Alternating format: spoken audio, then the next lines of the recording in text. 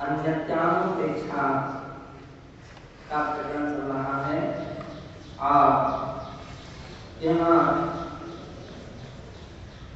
23वीं गाथा के अंतर्गत आचार्य भगवान कुंद स्वामी उसी अन्यत्वानुपेक्षा के विषय में और विवरण करते हैं। संप्रति अन्यत्वानुपेक्षा उपसंहरन्ता शास्त्रकारः आत्मनः शरीरादि भिन्नता निरूपयति। संप्रति यानी अब वर्तमान में अन्यत्वानुपेक्षा उपसंहरता, अन्यत्वानुपेक्षा का उपसंहार करते हुए शास्त्रकार आचार्य कुंददेव आत्मा शरीरादि भिन्नता निरूपयति। आत्मा से शरीर आदि भिन्न है इस बात का निरूपण करते हैं। अन्यम इमं सदा शरीरादिगम्पि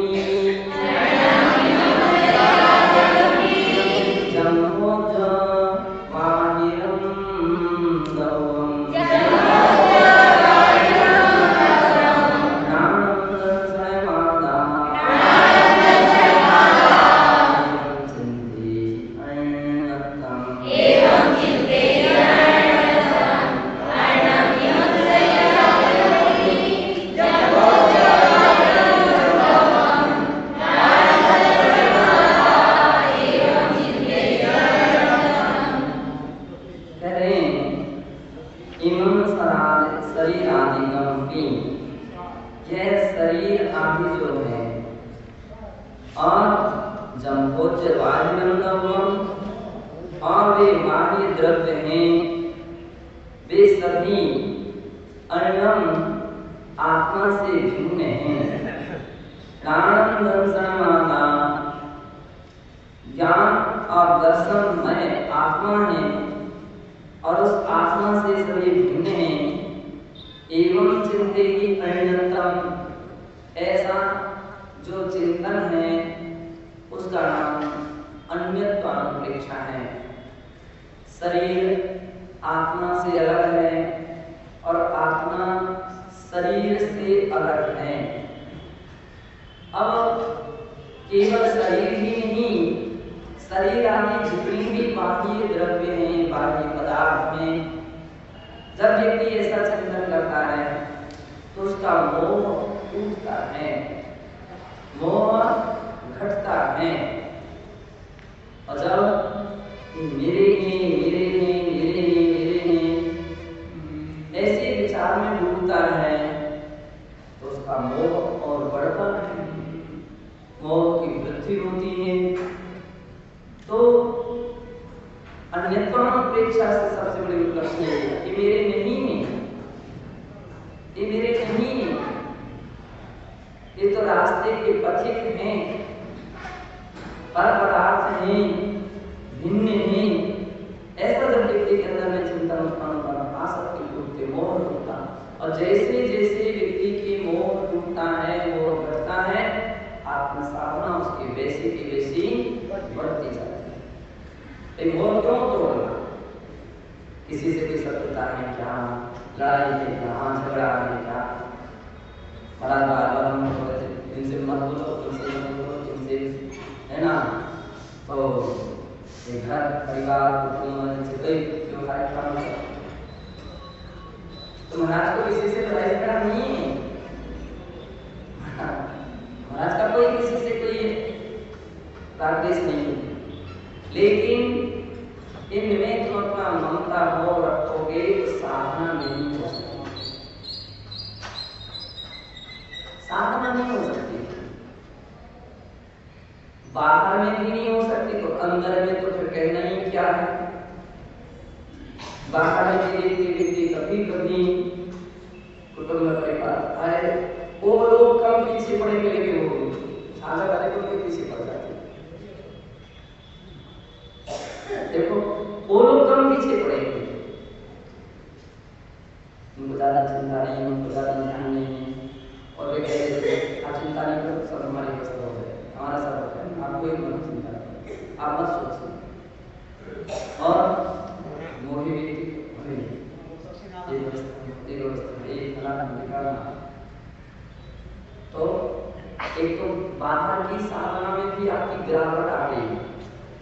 विवेचन का समय है, कि स्वाध्याय का समय है, कि सामायिक का समय है ना, आगे पीछे हो रहे हैं।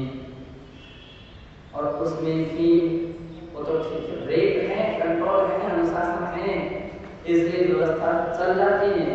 और सत्य ये है, यदि इतना कंट्रोल ना हो तो उसमें भी व्यक्ति छुट्टी मना लेगा। अगर छुट्टी की परंपरा शुरू हो जाए तो उसमें भी व्यक्ति छुट्टी मना रिश्तेदार है, आज हमारे कोई कुटुंब है, आज हमारे परिवार है, उसमें भी व्यक्ति की स्थिति है। तो व्यवहारिकता में, वाणी में भी इस प्रकार की स्थिति रहती है। क्रियाएं, साधना, शरीरा, टाइम टेबल, और जो स्वयं इस प्रकार की व्यवस्था में लगे आते हैं तो दूसरे लोग भी उतनी अच्छी दृष्टि से नहीं देखते, उतनी अच्छी दृष्टि से नहीं देखते। करते रहो व्यवस्था, दूसरे लोग तटस्थ हो जाते हैं, और तो क्या उसकी हंसी करते हैं, इसकी साधना ऐसा नहीं करना, हमें चिंता नहीं करना। चर्चा करते हैं कि हमें मोह नहीं छूटा, अभी भी इनको मोह है, झलकता है, हंसी। और अंतरंग में भी जो बना हुआ मोह है, राग है, वो व्यक्ति के लिए बेचैन कर देता है। सामायिक में मन नहीं लग पाता है, सामायिक में कोई क्या पता व्यवस्था भी की नहीं, खाना खाया कि नहीं, ठहरे कि नहीं, ठहरने की व्यवस्था भी की नहीं हुई, उनको ओढ़ने बिछाने के कहीं कपड़े वपड़े मिल गए कि नहीं मिले, कहीं कमरे में कुछ खाया कि नहीं। ऐसे लोगों को देखना साधु लोग चिंता कर रहे हैं, नहाने धोने की व्यवस्था है कि नहीं है, लेटरिन बाथरूम है कि नहीं, तो भैया ये सब तुमको क्या पड़ी है, क्या पड़ी है। आने वाला तो समझदार होता है, सब सोच करके आता है। आप अपने धर्म ध्यान को देखो, जिसके लिए तुम घर छोड़ करके आए, वो नहीं बैठे बैठे इनसे कहूँ, उनसे कहूँ, उनसे कहूँ, वहाँ से व्यवस्था बनेगी कि वहाँ से बनेगी, कि बना सकते कि कौन बना सकते हैं। आ रहे हैं, अब आ रहे हैं, पहले से समाचार आ गया, आ रहे हैं, कहाँ रुकेंगे, कहाँ व्यवस्था होगी, पहले से ही व्यवस्था शुरू हो, वहाँ से निकल चुके, अभी तक पहुँचे नहीं, कहाँ रहे। मोह जो है, मोह जो है, इस हमारी स्थिति पर पहुंचे, घर पहुंचे कि नहीं पहुंचे, अभी तक कोई समाचार नहीं है, घर पहुंचे कि नहीं पहुंचे। और मालूम चल जाएगा किसी का स्वास्थ्य खराब है, अरे तबाह हो गया, कहाँ से क्या व्यवस्था बने, डॉक्टर वहां मिलेंगे कि नहीं मिलेंगे, अभी कैसी स्थिति है, अभी चिंता, ये चिंता शुरू हो गई। मोह ने क्या समस्या खड़ी की, मोह तो धीरे धीरे व्यक्ति के यथा स्थान तक पहुंचा देगा, यथा तथा कहाँ तक पहुंचा देगा, यथा तथा। जिस जैसे आप आए थे घर गृहस्थी से, जिस रूप में, अंत में उसी रूप में पहुंच जाओगे। घर गृहस्थी में सब बातें की चिंता होती थी, अब इस पद में चिंता होने लग जाएगी। कहीं मालूम चल गया घर में चोरी हो गई, काम बदल गया, या कोई बीमार हो गया, सारा का सारा चला गया, कुछ नहीं बचा, खर्चा में, बीमारी के उसमें, उपचार में। अब क्या करें, किन से व्यवस्था बनवाएं, किन से करें, ये स्थितियां शुरू हो जाएंगी। बिल्कुल पक्के इस प्रकार की स्थितियां बनती हैं। और फिर व्यक्ति कहाँ से कहाँ व्रत रहेगा, कहाँ अहिंसा, कहाँ सत्य, कहाँ चौड़े, कुछ भी नहीं रहता, सत्य। इसके कारण केवल मोह के कारण इसलिए आचार्य कहते हैं कि इन सब बातों पे रोज चिंतन करना चाहिए, रोज। और चिंतन एक ऐसा हो जो अपनी चर्या में उतरे, तो चर्या में आए तो चिंतन रहेगा तो धर्म ध्यान कुछ हो सकेगा, बचा रहेगा, नहीं तो धर्म ध्यान कुछ नहीं होगा, कुछ भी नहीं होगा। तो इसलिए आचार्य महाराज कह रहे हैं कि एक निरंतर चिंतन करना चाहिए। एवं चिंते अन्यतम, अन्य प्रकार से चिंतन करना चाहिए। सर्वोदया की का यम गाथा भी मूलाचार्य निर्दिष्ट, एक गाथा में मूलाचार के 704 नंबर श्लोक पर आई है। अस्याम गाथायाम अन्यत्वान अपेक्षा सार रूपेण उपस्थापिता, यह गाथा भी, इसमें भी अन्यतानुपेक्षा के सार को प्रस्तुत किया गया है। सार दूसरा को कहा गया है। राजवार्त के प्रोक्तम, राजवार्त के 9वें अध्याय के 7वें सूत्र के 5वें वाक्य में कहा है, शरीरा व्यतिरेको लक्षणा भेदा अन्यत्वम, शरीर भेद के आधार पर शरीर से व्यतिरिक्तता अर्थात भिन्नता, इसे ही अन्यत्व कहेंगे। अर्थात तत्रैव, और भी वही कहा है, एक इंद्रियम शरीरम अतीन्द्रियोहम, इंद्रियम शरीरम अतीन्द्रियोहम, शरीर तो इंद्रिय रूप होता है, यह शरीर तो इंद्रिय ग्राही है, मूर्त है, लेकिन अहम यानी मैं अतीन्द्रिय हूं। आत्मा की कोई इंद्रियां नहीं होती, आत्मा की कोई इंद्रियां नहीं, सब शरीर की है, और इंद्रियों के द्वारा होने वाला सब तो बहुत सीमित है। अतीन्द्रिय जो आनंद होता है वो तो एक असीम होता है। अहम शरीरम ज्योहम, अज्ञम शरीरम ज्योहम, शरीरम अज्ञम अहम ज्ञम, शरीर अज्ञान रूप है, जड़ रूप है, और मैं ज्ञान रूप हूं, चेतन रूप हूं।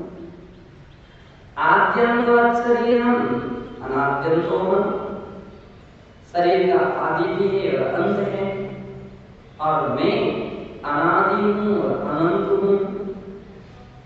बहुनी मे शरीर सहस्रास्त्राणि अतीतानि संसारे परिब्रह्मा सैव अहम मन्यस्तेभ्यः, कह रहे हैं कि बहुनी में शरीर सहस्रास्त्राणि, मेरे अगर हम पुराने समय से देखें तो कितने सैकड़ों हजार, कितने बहुत सारे शरीर, बहुनी शरीर।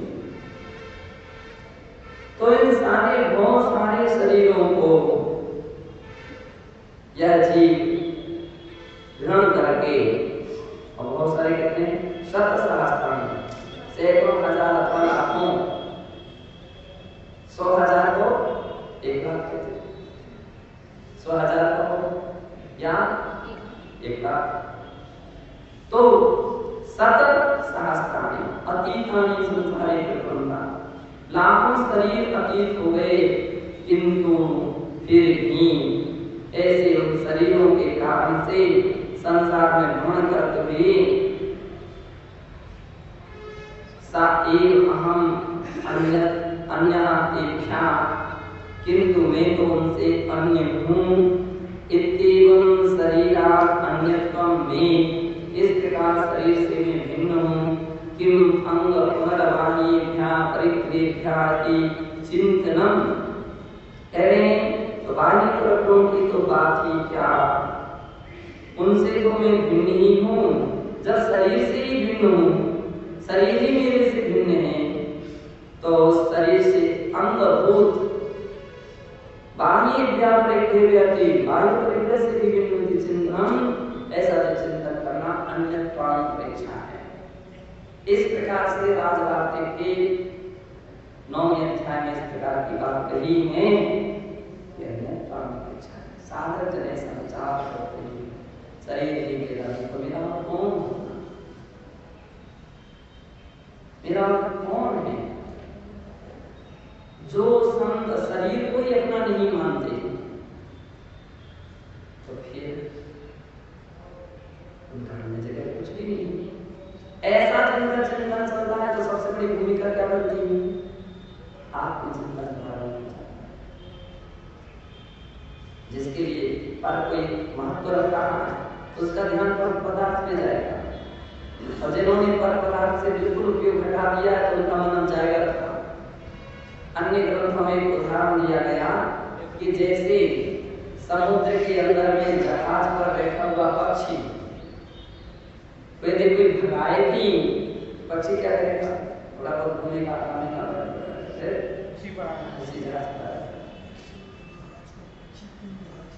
तो कहीं बाहर जा ही नहीं सकता, उसको गुंजाइश ही नहीं।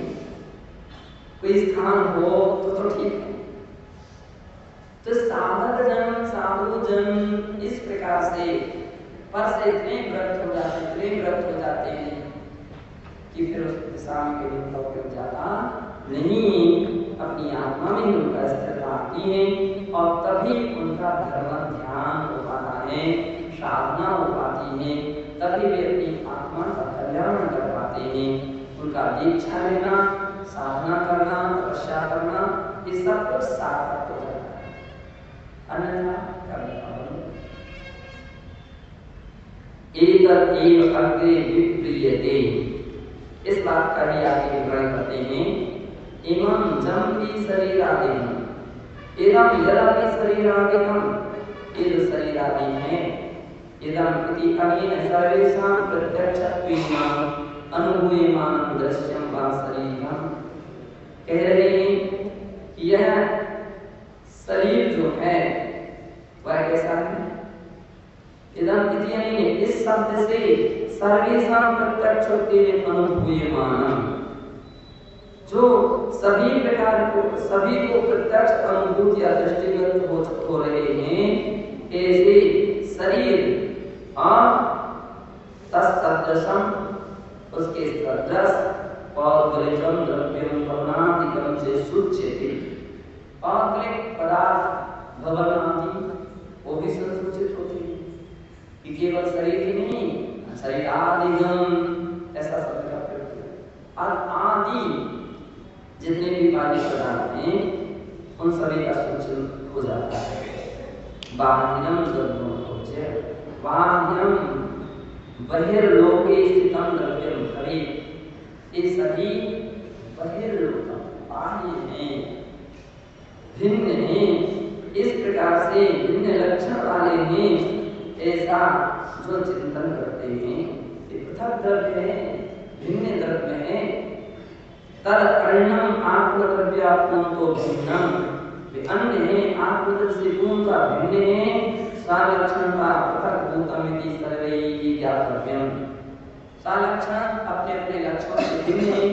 हमारा लक्षण चेतना है, चेतन है, और उद्गल का लक्षण अचेतन, लक्षण ही भिन्न है। अथवा हमारा स्वचतुष्टय अलग है और अन्य चेतन या अचेतन द्रव्यों का भी स्वचतुष्टय अलग है, वो अपने नहीं, वे अपने नहीं। साधक इस प्रकार के चिंतन की गहराई में उतरते हैं। जब ऐसे गहरे चिंतन में उतरते हैं, ऐसे विचारों में उतरते हैं, तब कहीं उनका धर्म ध्यान सम्यक प्रकार से हो पाता है, सम्यक प्रकार से हो पाता है। सम्यक कर्तव्य का वो पालन कर पाते हैं। अन्यथा बाहर से तो घर छोड़ना आसान है, अंदर का घर छूटना कठिन है। अंदर का छूटना कठिन। शांति सागर जी महाराज की इस समय को कहा था कि कोई सन्यासी जब शांति सागर जी महाराज से मिला तो फिर क्या होगा? उसने महाराज के विषय में काफी सुना था, बड़ी श्रद्धा से, भक्ति से, विनय से प्रार्थना करके वह अपनी कुटिया में ले गया। बार बार मना करने पर भी आखिर में महाराज को जाना ही पड़ा। महाराज ने देखा इतनी भक्ति है, चलो भैया कुटिया में पहुंच गया। उसने पूरी कुटिया का परिचय कराया, यहाँ महाराज ध्यान करते हैं, यहाँ पूजा करते हैं, यहाँ जाप करते हैं, यहाँ विश्राम करते हैं, यहाँ भोजन करते हैं, आदि आदि सब बताया। और जब चलने लगे उठ करके अब वो चाहता था कि महाराज कुछ कहें इस विषय में। महाराज कुटिया कैसी है, महाराज कुटिया कैसी है, महाराज कुटिया कैसी, महाराज को क्या लेना देना कुटिया से, महाराज कुटिया से क्या लेना देना, मतलब महाराज ने कुछ आगे थोड़ी देर के बाद महाराज कुटिया कैसी है, फिर आगे महाराज आपके पास बता दीजिए कुटिया कैसी है। महाराज ने कहा देखो तुम तो पहले कभी जमींदार थे,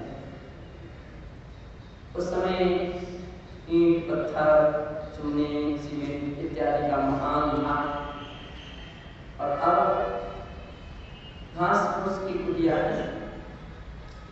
आखिर में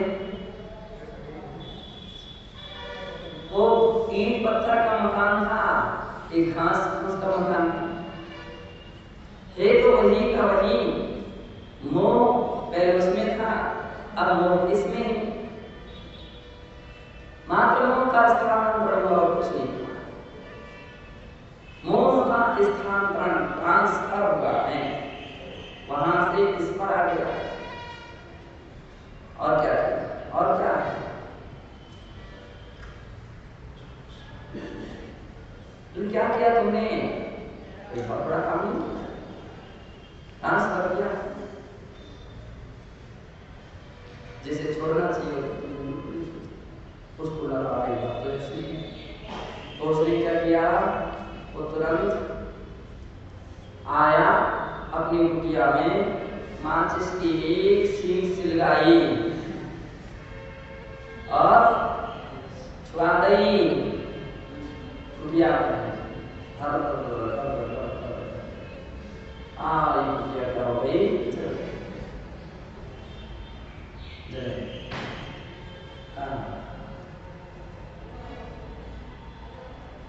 जिससे सब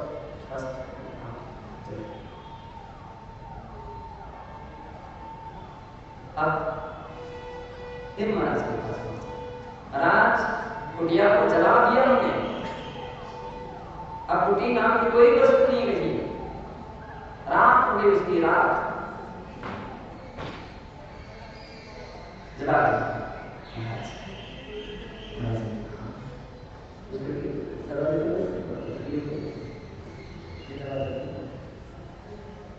तो जैसे ही इस प्रकार की बात कही, महाराज ने फिर भी कुछ उत्तर नहीं। फिर वो क्या बोलता है, महाराज एक बार मैं लेकिन सुनना चाहता हूं आपसे कि कुटिया थी कैसी, कुटिया थी कैसी। महाराज ने कहा कि तुमने बाहर की कुटिया जला दी, लेकिन अंदर की कुटिया तेरी अभी ज्यों की त्यों है। बाहर की कुटिया जले या ना जले, अंदर की कुटिया जलना चाहिए,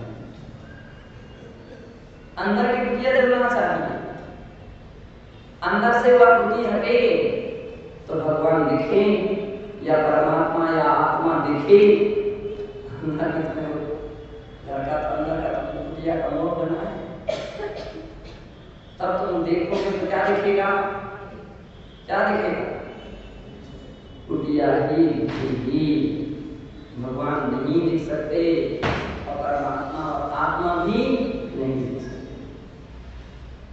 बाहर से मत जलाओ, बाहर से जलाने की कोई आवश्यकता नहीं। कहीं आकर नहीं कहते कि मकान को तोड़ तोड़ कर मिट्टी में मिला करके, ऐसा तो कहीं नहीं। शास्त्र ये कहते हैं कि घर के प्रति बना हुआ, कुटुंब के प्रति बना हुआ जो मोह है, शरीर के प्रति बना हुआ जो मोह है, उसको तोड़ो, उसको करो। जिसे त्याग करके आए तो अंदर से भी त्याग करना चाहिए। आलू प्याज का त्याग किया, लेकिन बाहर से त्याग कोई महत्वपूर्ण नहीं। हम दुनिया के उद्देश्य दे देते हैं, अंदर से भी उसका त्याग हो। गिर गिर करके एक दिन तुमने 1 महीना पूरा कर दिया, क्या किया? कौन सा बड़ा काम कर दिया? छोटे बच्चे हैं, चलो मान सकते बच्चे, समझदार होता क्या त्याग, जितने दिन तक का जिस वस्तु का त्याग किया है फिर उसको मुड़ करके भी नहीं देखते हैं। ऐसे महापुरुषों का पथ होता है, ये जिस रास्ते से बढ़ चुके हैं फिर पीछे मुड़ करके नहीं, पीछे मुड़ करके देखना ये महापुरुष की महानता नहीं, महानता है महापुरुष को भी पीछे मुड़ करके आगे चलते हैं। तो यहाँ पर आचार्य महाराज कह रहे हैं कि इस प्रकार से भवनादि का ये भी पानी है, ऐसा जान करके सभी पृथक भूतम इति ज्ञात्वा, पृथक भूत ऐसा जाना। अयम भावः का तात्पर्य क्या है? मुमुक्षु भी आत्मा श्रद्धातव्यः ज्ञातव्यः अनुचरितव्यस्येति समय सारे गाथा दृष्टम। मुमुक्षु प्राणियों के लिए आत्मा के प्रति श्रद्धा करना चाहिए और उसको भी जानना चाहिए, उसका भी अनुसरण करना चाहिए या उसके रूप अनुसरण करना चाहिए। ऐसा गाथा समय सार की 17-18वीं गाथा में कहा है। जीव अजीवियों आत्मना अनात्म तत्वयोः वा पृथक पृथक लक्षणं विज्ञाय आत्मना सम्यक् श्रद्धां ज्ञानं वा संभवति। जीव अलग है, अजीव अलग है। आत्मा से आत्म तत्वयोः वा और आत्मा से अनात्म तत्वयोः वा, अनात्म तत्व जो वस्तुएं हैं वे पृथक पृथक लक्षण भिन्न भिन्न लक्षण वाली हैं। ऐसा विज्ञाई आत्मा सम्यक, ऐसा जान करके ही आत्मा के प्रति सम्यक श्रद्धा ज्ञान संभव है। जो दोनों के लक्षण को पृथक पृथक जानता है उसकी भी श्रद्धा भी ज्ञान संभव है। किंतु प्रायोजना देहम एव आत्मरूपेण व्यवहारन्ति, किंतु प्रायजन अज्ञानी प्राणी संसार में देह में आत्मरूपेण, देह ही आत्मा ऐसा व्यवहार करते हैं। शास्त्रकारा अत्र प्रमुखो देह आत्मवादिनां मतम निराकुर्वन्ता आत्मशुद्ध स्वरूपं निर्दिशन्ति। देह आत्मवादियों को, देह को भी आत्मा मानने वालों के मत का निराकरण करते हुए आत्मा के शुद्ध स्वरूप का निर्देश करते हैं। यदि देह आत्मा, यदि शरीर की आत्मा है तर्हि मृतेपि तत्र वेदनां ज्ञानानुभूति कथं न भवति। कह रहे हैं यदि देह और आत्मा एक है तो जो मुर्दा है,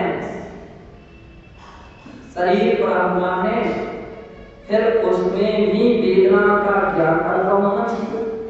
जलाते हैं या दफनाते हैं लोग, जलाते हैं अग्नि से तो राख हुआ, जलना चाहिए, उसको तकलीफ होना चाहिए, चिल्लाना चाहिए, चीखना चाहिए।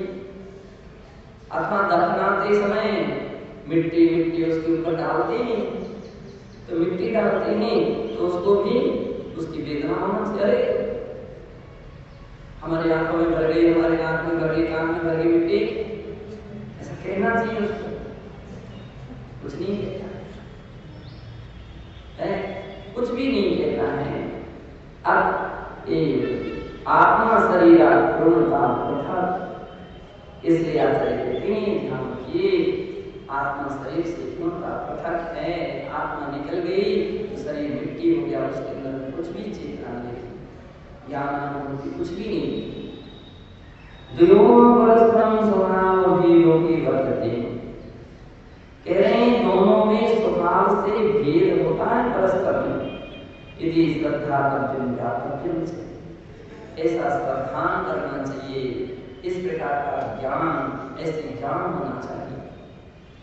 एवं सारा का लोकायतिका वेदं प्रतिपादयन्ति यद्देहम् एवात्मा देहस्य नाशे आत्मनाशा अतो न पुनर्जन्म। अब यहाँ कह रहे हैं किस प्रकार चारवाक्य लोकायत का जो प्रतिपादन करते हैं कि देह ही आत्मा है, ये क्या होते हैं? वे कहते हैं देह एव आत्मा, देहस्य नाशे आत्मनाशा, शरीर के नाश होने पर आत्मा का नाश होता है। अतो ना पुनर्जन्म, इसलिए फिर से जन्म होता है, बात को छोड़ दो। ना कश्चित परलोक, परलोक नाम की कोई वस्तु नहीं है। स्वर्ग नरक आदि नाम सत्ता नाम वर्तते, स्वर्ग नरक आदि की भी सत्ता नहीं होती है, इनसे उनके आत्मा है। यावत् जीवे सुखं जीवे, यावत् जीवे सुखं जीवे, निरंतरत्वागतं भवेत्, निरंतरत्वागतं भवेत्, तस्मीभूत देहस्य, तस्मीभूत देहस्य, पुनरागमनं कुतः, पुनरागमनं कुतः, यावत् जीवे सुखं जीवे, निरंतरत्वागतं भवेत्, तस्मीभूत देहस्य, पुनरागमनं कुतः। जब तक जीना है सुख से जियो। कौन मानते हैं? चारवाक मत, चारुवाका इति चारवाका। चतुराई के वचन जिनके होते हैं वो चारवाक कहलाते हैं। चारवाक। अब उनके एक सिद्धांत, यावत् जीवन सुखम जीवे, जब तक जीना सुख से जियो, ऋणं दत्त्वा कृतं भवेत्, और यदि आपको जीने के लिए कुछ खर्चा पानी ना हो, उधार ले लो, उधार ऐसा ले लो, ऋण लेकर के, कर्ज लेकर के जियो आप, चुकाने की कोई आवश्यकता नहीं है, लेते जाओ तुम भस्मीभूतस्य देहस्य पुनरागमनं कुतः। शरीर भस्म हो जाएगा तो किसी कौन आएगा यहाँ पर? कौन किससे खर्चा वसूल करेगा? कोई खर्चा वसूल करने वाला फिर नहीं है। किसको चुकाना? किसी को चुकाना नहीं। लेकिन आचार्य महाराज कह रहे हैं कि शांति छोड़ दो, ये भ्रम छोड़ दो, इस भ्रम में मत रखो, तुम्हें एक एक नए पैसे का कर्ज चुकाना पड़ेगा, एक एक पाई पाई का कर्ज चुकाना पड़ेगा, घोड़ा गधा बन बन करके चुकाना पड़ेगा, घोड़ा गाय बैल भैंस बकरी इस रूप में चुकाना पड़ेगा। और ब्याज में डंडे अलग से लगेंगे, वो ब्याज चलते आ रहा कि नहीं चलते आ रहा, कुछ भी नहीं सुन सकते। चलो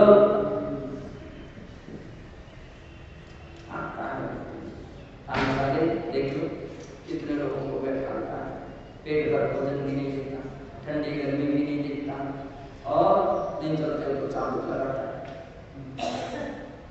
क्या ये कर्ज चुका है? कर्ज महाराज बोलते थे साधु पद को धारण करके भी जो साधु पद जैसी चर्या नहीं करते हैं,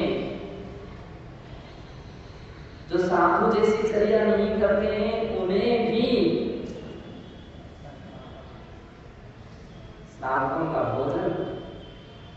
के रूप में चुकाना पड़ेगा, ब्याज के साथ, ब्याज के साथ इसी रूप में चुकाना। श्रावक आपके लिए आहार करा रहा है, इसलिए ये अपने धर्म ध्यान को करें और तुम आपका ध्यान करें।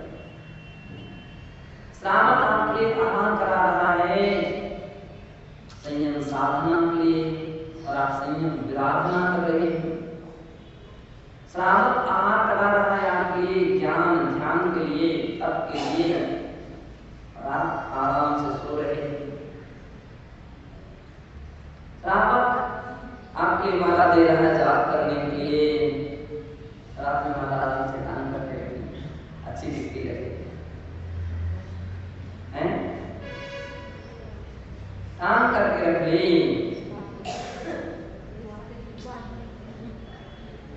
श्रावक ने पुस्तक दी पढ़ने के लिए, रात में बस्ते में रख ली। अरे रखने के लिए थोड़ी दी, रखने के लिए दी थी, पढ़ने के लिए दी, माला जाप करने के लिए दी, पेन लिखने के लिए दिया। कितने लोग प्रमाण के कारण अपनी वस्तु का उपयोग नहीं करते, दूसरी की पुस्तक में छापते हैं, ऐसा ऐसा ऐसा ऐसा। अरे तुमको पुस्तक दी करके ले ली, उसको लाना चाहिए, उसको देखना चाहिए, उसको पढ़ना चाहिए। तो पुस्तक पुस्तक है, नहीं तो परिग्रह है वो। कमंडल कौन जाए ऊपर, कौन जाए तुम्हारा कमंडल दे दो, ये तुम्हारा दे दो, लोग जिंदा होकर के आ जाए, सोच जाके आ जाए, अब हमारा तो वहां रखा है। एक दूसरे की वस्तु का यूज करना परिग्रह है तुम्हारे, अपनी वस्तु परिग्रह होगी। अब चटाई आती बिछा दो, से हम बैठे जा रहे मेरी चटाई, तो आपकी चटाई क्या हो गई, परिग्रह, परिग्रह। श्रावक आहार करा रहा था, मन शुद्धि, वचन शुद्धि, काया शुद्धि, आहार जल शुद्धि। इसके लिए आहार रत्नात्रय साधना के लिए, ऐसा कहता रत्नात्रय साधना के लिए, मोह की साधना के लिए नहीं कहता, राग की साधना, मोह की सुरक्षा बनी रहे, राग की सुरक्षा, द्वेष की सुरक्षा, ऐसा कभी रत्नात्रय की साधना करते हैं और इस विश्वास पर देते हैं, बड़ी श्रद्धा से भक्ति से। घर से कितनी मेहनत करके आते हैं, कितनी मेहनत करके आते हैं, कैसे सुबह से समय निकालते हैं। सोचो आप एक दिन भी निकालते थे तो दुनिया भर के ढिंडोरा पीटते थे, अरे हम तीर्थ यात्रा करें, हम महाराज से मिल करके दर्शन करें। कौन सी बड़ी तरफ से एक दिन दो दिन चार दिन कौन सा बड़ा काम किया, हम तो अरे बना बनाया आप देखे, ये चौका लगाया, चौका लगाया था क्या, कौन सा अंदर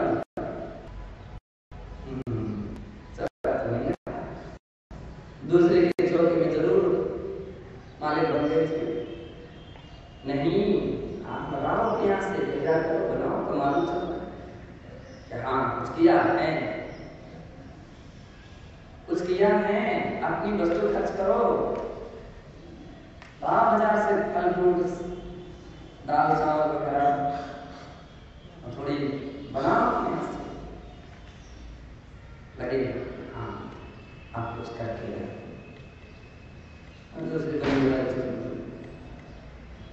और कभी भी इस दिशा में कभी हम लोग की प्रेरणा देते, किसी को क्या कहते, अरे भैया कुछ तो करना चाहिए।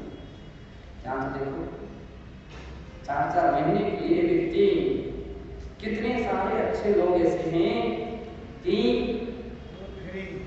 उन्होंने नियम बना लिया कि जब तक महाराज यहाँ रहेंगे तब तक हम आहार नियम से 4 महीने चौका चलेगा ही चलेगा, वो भी तो साल हैं।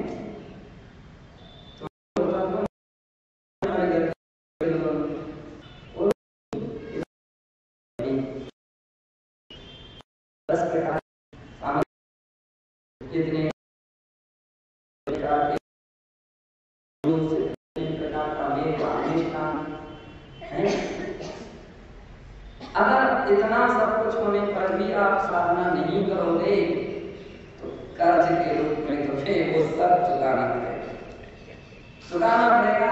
चाहे गधा बन के चुकाओ, चाहे घोड़ा बन करके चुकाओ, चाहे ऊंट बन के बैल बन के चुकाओ, कुछ भी किसी रूप में चुकाना। तो सोचना चाहिए। पूज्य आचार्य महाराज इसलिए यहाँ पर बहुत अच्छी बात है कि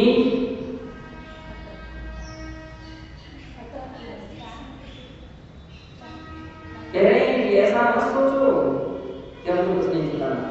ये मान्यता है कि जिनके जो यहाँ तो अपने कहा पुनर्जन्म होता है, तुम अच्छा करोगे तो अच्छा फल मिलेगा, बुरा करोगे तो बुरा फल मिलेगा। कोई नहीं टाल सकेगा, चाहे इस भाव में मिले चाहे अगले भाव में मिलेगा। हम जब देखते हैं थोड़ा ऐसा लगता है कि देखो अपनी जीवन दशा कैसी होती चली जाए। कभी कभी ऐसा लगता है क्या क्या कर लो, क्या करना चाहिए, कितना करना चाहिए, कुछ भी नहीं समझते हैं। कम से कम पश्चाताप भी अगर होने लग जाए व्यक्ति के अंदर में तो भी वो समझ जाएगा। पश्चाताप भी नहीं होना है, मन अपनी इच्छा से चलना, फिर भी वही आज आनंद मना लो, कल मानो आता पुण्य पापी नाम करता। इसलिए वो क्या कह रहे हैं, जब तक जीना सबसे जियो लेकर के कृत्यो तो पुण्य पाप तो कुछ होते नहीं। इत्यादि चारवाकोक्तम कथनम उपेक्षणीयमेव, इत्यादि प्रकार से चारवाक के द्वारा कहा गया बात उपेक्षणीय है। अत्र कस्य संगते, अब यहाँ की शंका करता है, यदि देवो नैव आत्मा तर्हि अहम रुग्ण, अहम स्वस्था, अहम काणा, अहम दुखी, अहम श्रांतादि कथम भवन्ति। यदि कोई शंका करे कि यदि देव नहीं का तर्क रहा है तो तर्क रहा है, यदि शरीर आत्मा नहीं है तो बदलाव बीमार कौन हुआ? मैं बीमार हूं,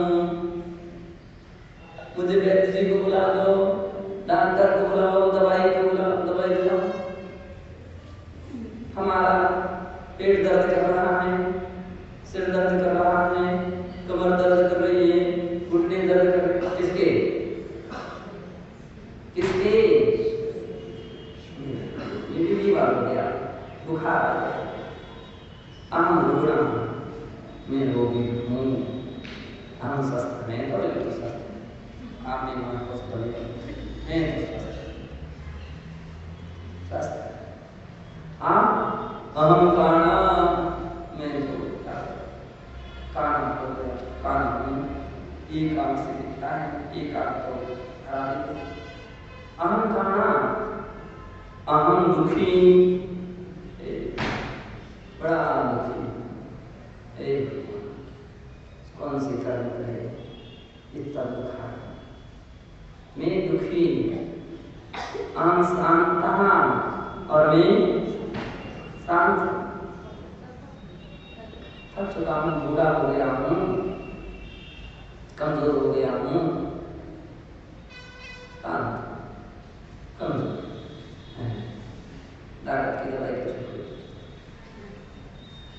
तो आचार्य महाराज कह रहे हैं इत्यादि प्रयोग कथम भवन्ति, तर्क करने वाला कह रहा है इत्यादि प्रयोग क्यों होते हैं?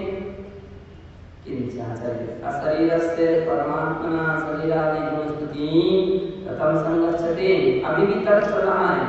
अशरीरी आत्मा की शरीरादि के गुणों की स्तुति फिर कैसे संभव हो सकेगी? अत्र समाधानम विधीयते, हमने सिखा है और देखा सकती थी समस्या है शरीर की स्तुति करने से आपकी समाधान विधीयते, समाधान देह आत्मा यदि मतम व्यवहार नयस्य वर्तते, यदि आपका ऐसा ही मत है कि देह आत्मा है तो कथन व्यवहार नए से फिर भी संभव है, माना जा सकता है विधि, क्योंकि आलाप पद्धति में सूत्रायाम ही है कि उपचरित असद्भुत व्यवहारे अनुत्तरित असद्भुत व्यवहारे की शरीर आदि मन,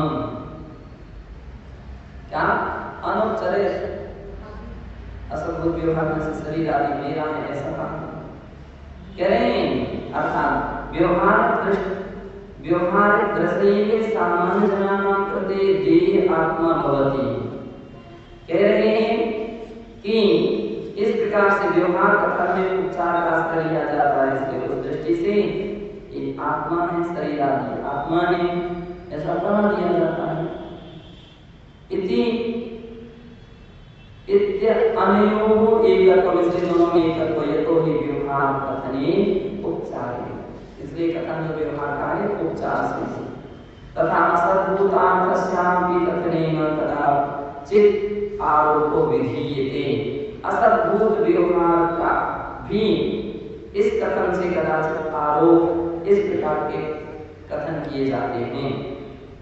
आलाप पद्धति ग्रंथे, आलाप पद्धति ग्रंथ के सूत्र 228 में कहा है अध्यात्म नए प्रभेद निरूपणे कथन इति कथितमपि, यत् अध्यात्म नए की प्रभेद की निरूपणा करते हुए कहा है संश्लेष सहित वस्तु संबंध विषयो अनुच्चरित असद्भूत व्यवहारो यथा जीवस्य शरीरम इति। क्या मतलब है? संश्लेष सहित वस्तु संबंध विषय, संश्लेष सहित वस्तु के संबंध के विषय में अनुच्चरित असद्भूत व्यवहार में से कहा जाता है जैसे जीवस्य शरीरम, जीव का शरीर, ऐसा कह दिया जाता है। अरे व्यवहार ऐसा कहा जाता है, क्या कहा जाता है? एक जीवित शरीर है, सचेतन है, चेतन से ऐसा कहा जाता है। दूध है, पानी नहीं कहा जाता, दूध में भी जो पानी उसको भी दूध कह दिया जाता है। एवं व्यवहारे अहम गुणा इत्यादि प्रयोगा संभवन्ति, इस प्रकार से व्यवहार में मैं रुग्ण हूँ, मैं सुखी दुखी, मैं रंग इत्यादि कथन का प्रयोग संभव है। स्तुति रति व्यवहार व्यवहार के आश्रय से ही स्तुति संभव है, ऐसा जानना चाहिए। किंतु परमात्मा निश्चय नहीं आत्मनो ऐक्यम, निश्चय से आत्मा और शरीर एक नहीं है, तयो पूर्णतया पार्थक्यम, उन दोनों में पूर्णता पृथकता है, भेद भेद भी होता है। उत्तम से समय सारे, समय सार की 27वीं गाथा में कहा थी। बस यहाँ पर चाहिए।